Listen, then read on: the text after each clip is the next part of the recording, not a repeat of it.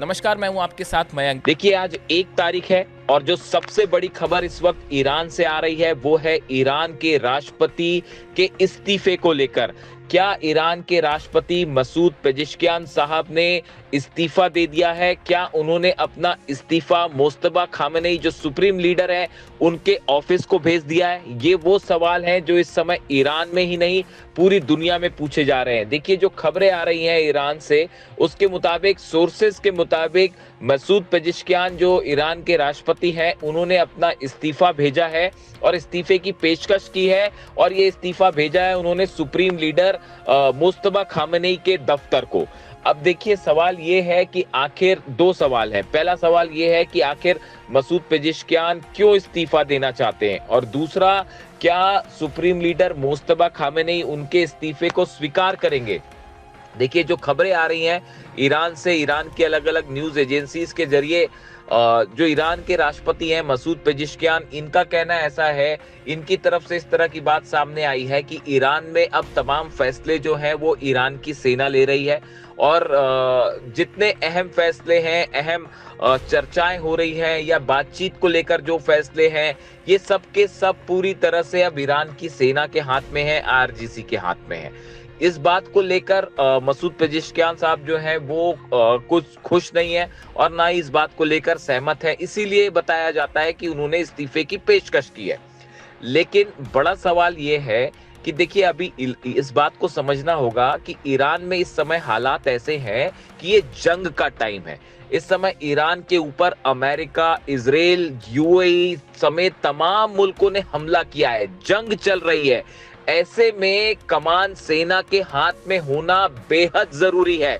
देखिए ईरान की सेना ने जो करारा जवाब दिया अमेरिका को और इजराइल को, ये एक मिसाल बन चुका है। ऐसे में अगर अमेरिका और इजराइल का करारा जवाब देना है, उनका मुकाबला करना है, इसलिए ईरान की सेना के हाथ में कमान होना बेहद जरूरी है।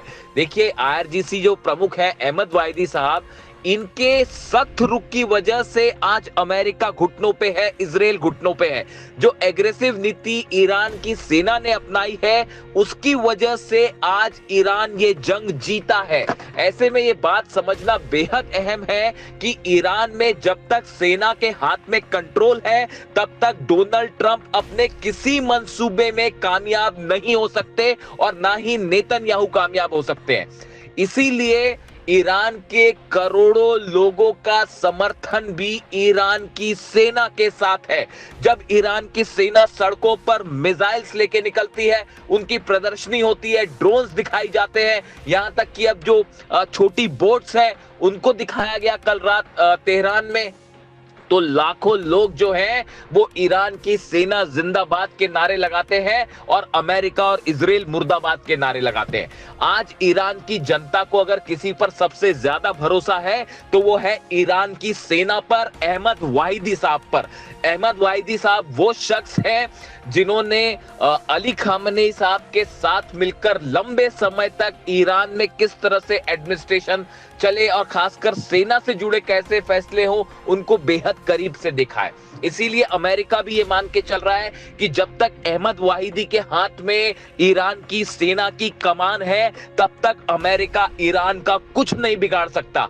हकीकत यह है कि अहमद वाहिदी साहब इस समय अमेरिका के और इजराइल के यानी सीआईए और मोसाद की टॉप लिस्ट में है और अमेरिका की तरफ से कोशिश हो सकती है उनके असैसिनेशन की। ऐसी स्थिति में बेहद जरूरी है कि पूरा ईरान अपनी सेना के साथ खड़ा रहे। आज देखिए 12 अरब मुल्कों ने के बेसिस से हमले हुए ईरान पर, लेकिन ईरान ने उन्हें करारा जवाब दिया। 16 बेस तबाह है, 42 अमेरिका के जेट गिरे हैं। ये ऐतिहासिक एक जीत है ईरान की और ये सिर्फ ईरान की सेना की वजह से सफल हो पाई है। देखिए ईरान के सुप्रीम लीडर अली खामेनेई साहब ना सिर्फ रिलीजियस लीडर थे बल्कि वो सेना के भी प्रमुख थे। उन्होंने अपनी सेना को इसी तरह से तैयार किया था, इसी दिन के लिए तैयार किया था कि एक दिन ये जरूर आएगा कि अमेरिका और इजराइल ईरान को खत्म करने की कोशिश करेंगे। लेकिन आज अली खामेनी साहब के सिद्धांतों पर चल के, उनके वैल्यूज पर चल के, उनके दिशा दिखाए हुए रास्ते पर चल के जो है आज ईरान की सेना ने अमेरिका को हार दी है, करारी शिकस्त दी है। यही वजह है कि आज ईरान जो है वो पूरे अरब में एक प्रभावशाली देश के रूप में उभरा है।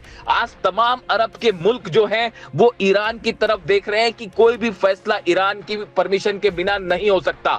हॉर्मुज खोलने की तमाम कोशिश की डोनाल्ड ट्रंप ने, अमेरिका ने, लेकिन उसमें कामयाब नहीं हो पाए। आज हकीकत यह है कि अगर कोई भी जहाज हॉर्मुज से निकल रहा है तो बिना ईरान की परमिशन के नहीं निकल सकता।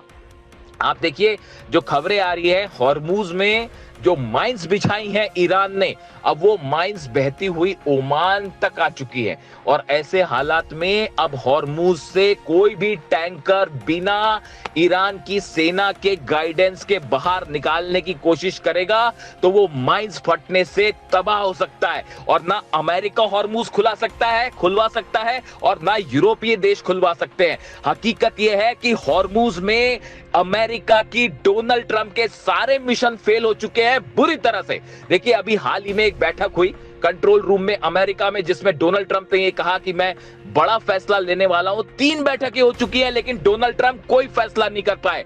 उसकी वजह है कि डोनाल्ड ट्रंप अच्छे से जानते हैं कि अगर हॉर्मुज में किसी तरह का ऑपरेशन किया तो हजारों की संख्या में अमेरिका के सैनिक मारे जाएंगे। एक बड़ा प्लान तैयार हुआ है। अमेरिका के जितने जनरल्स हैं उन्होंने डोनाल्ड ट्रंप के सामने एक प्रस्ताव रखा, एक प्लान रखा है जिसमें कि हॉर्मुज में ग्राउंड ऑपरेशन करने की भी तैयारी, खार्ग आइलैंड पर, केशम आइलैंड पर, लारक आइलैंड पर ग्राउंड ऑपरेशन अगर किया जाता है तो कैसे किया जाएगा इसका प्लान रखा था। लेकिन उसके बाद भी इस प्लान को स्वीकृत नहीं किया गया। परमिशन देने से डोनाल्ड ट्रंप डर रहे हैं क्योंकि कई एक्सपर्ट ये बताते हैं कि ग्राउंड ऑपरेशन हुआ तो आईआरजीसी सेना का गुस्सा भयंकर है और उसके सामने बहुत बड़ी कैजुअलिटी हो जाएगी अमेरिका के सैनिकों की और मौत के घाट उतार दिए जाएंगे। ऐसे हालात में डोनाल्ड ट्रंप अगर आज किसी तरह का ग्राउंड ऑपरेशन करने से डर रहे हैं तो इसका पूरा क्रेडिट जाता है ईरान की सेना को, ईरान के सेना के प्रमुख को। देखिए कई यूनिट्स हैं जिसमें ईरान की सेना को डिवाइड कर दिया गया जो मोज़ाइक प्लान था उसके तहत, और आज ईरान की सेना अलग अलग यूनिट्स पे काम कर रही है। ड्रोन्स के जरिए हमले हो रहे हैं, मिसाइल्स के जरिए ईरान की सेना लगातार हमले कर रही है। ये प्लान पूरी तरह से डिवाइड किया गया है कि कौन कैसे काम करेगा। इन सूरत हाल में अब ईरान के लिए ये बेहद जरूरी है कि ये मुश्किल का वक्त है और ऐसे मुश्किल की घड़ी में पूरे ईरान को एकजुट रहना होगा। देखिए ईरान ने एक इतिहास रच दिया है और थोड़े ही समय बाद ऐसा लगता है कि वो घड़ी भी आ जाएगी जब अमेरिका को अपनी सेना को हॉर्मुज से लेकर वापस लौटना पड़ेगा। सारे जहाज लेकर डोनाल्ड ट्रंप वापस भागेंगे अमेरिका, वरना पूरी दुनिया की इकोनॉमी हिल जाएगी। ऐसे में ये बहुत ऐतिहासिक जीत हो सकती है ईरान की कि लाख कोशिश की अमेरिका इजराइल ने लेकिन ईरान को नहीं झुका पाए और पहले जंग में हारे, फिर हॉर्मुज की भी जंग हारने की कगार पे खड़े हुए हैं। और देखिए जहां तक न्यूक्लियर डील का सवाल है, तमाम कोशिशें हो रही हैं। ईरान ने साफ कर दिया है कि हम किसी भी सूरत में अपना यूरेनियम नहीं देंगे, ना ही न्यूक्लियर प्रोग्राम पर झुकेंगे। ये एक बड़ा स्टैंड आज ईरान ले पा रहा है, तो इसके पीछे सबसे अहम भूमिका है ईरान के वो करोड़ों सैनिक जो अपने देश के लिए जान कुर्बान करने को तैयार है।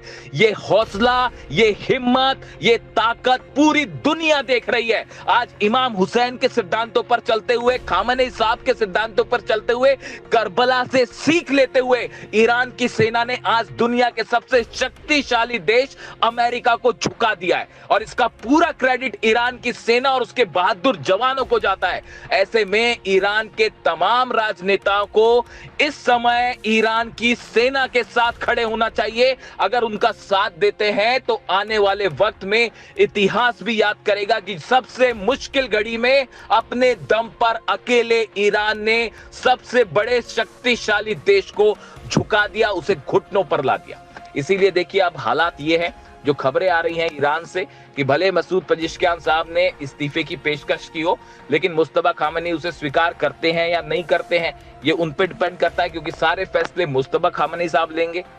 यहाँ ये बात भी साफ करना जरूरी है कि ईरान में मुस्तफा खामेनी के बीच में और अहमद वाहिदी साहब जो सेना प्रमुख है, इनके बीच में बहुत अच्छा समन्वय है। दोनों एक दूसरे से सलाह मशविरा करके फैसले ले रहे हैं। यही वजह है कि ईरान अपने हर फैसले पे मजबूती के साथ खड़ा हुआ है। ईरान की जनता भी सेना के साथ खड़ी हुई है। ऐसे में हर फैसला लेने में ईरान की सेना को पूरा फ्री हैंड दिया जाना चाहिए। और ना सिर्फ वहां की जनता तो साथ है ही, जितने पॉलिटिशियंस हैं, नेता हैं, उनको भी ईरान की सेना के साथ खड़ा होना चाहिए। ऐसा तमाम एक्सपर्ट्स मान के चल रहे हैं। देखिए, इसके अलावा एक और अहम खबर है, अमेरिका का एक और ड्रोन जो है वो फारस की खाड़ी में मार गिराया गया है। देखिए, पिछले कुछ दिनों के अंदर 4 से 5 ड्रोन गिर चुके हैं, 2 जेट्स को निशाना बनाया जा चुका है। ये पिछले 4-5 दिन की खबरें हैं। अब देखिए, माना ये जा रहा है, एक्सपर्ट से बता रहे हैं कि जिस गति के साथ अमेरिका के ड्रोन्स बार बार ईरान में घुसने की कोशिश कर रहे हैं, अंदर आ रहे हैं, ये बड़े स्तर पर जासूसी हो रही है। ये किसी बड़े ग्राउंड ऑपरेशन का एक प्रिलिमिनरी स्टेज हो सकता है, यानी जासूसी के जरिए करने के बाद, लोकेशंस, ठिकाने पता करने के बाद, मिसाइल्स कहां है, डिफेंस सिस्टम कहां है, कहां कितने सैनिक है, कहां मूवमेंट है, ये पूरी जानकारी अमेरिका हासिल करके एक बड़ा ग्राउंड ऑपरेशन भी कर सकता है। अगर ईरान ने यूरेनियम नहीं दिया, न्यूक्लियर प्रोग्राम पर सहमति नहीं बनी, तो इस फ्रस्ट्रेशन में एक बार फिर से हमले की कोशिश हो सकती है। इससे भी इंकार नहीं किया जा सकता। ये जो बार बार जासूसी ड्रोन्स अंदर आ रहे हैं, MQ-9 रिपर ड्रोन्स अंदर आ रहे हैं, जिन्हें हालांकि ईरान ने मार गिराया अपने डिफेंस सिस्टम से, लेकिन जिनकी संख्या बता रही है कि एक बड़ा ऑपरेशन भी हो सकता है और डोनाल्ड ट्रंप कभी भी वो फैसला कर सकते हैं, जिसका करारा जवाब देने के लिए ईरान की सेना तैयार है। तो इस समय हालात ये है कि पूरा ईरान एकजुट खड़ा हुआ है। अब नजरें इस बात पर है कि मसूद पेजेश्कियान साहब का जो इस्तीफा की पेशकश की है उन्होंने, ऐसे जो सूत्रों से खबर है, इसका अंजाम क्या होता है। जो भी अपडेट होगा आप तक पहुंचाएंगे।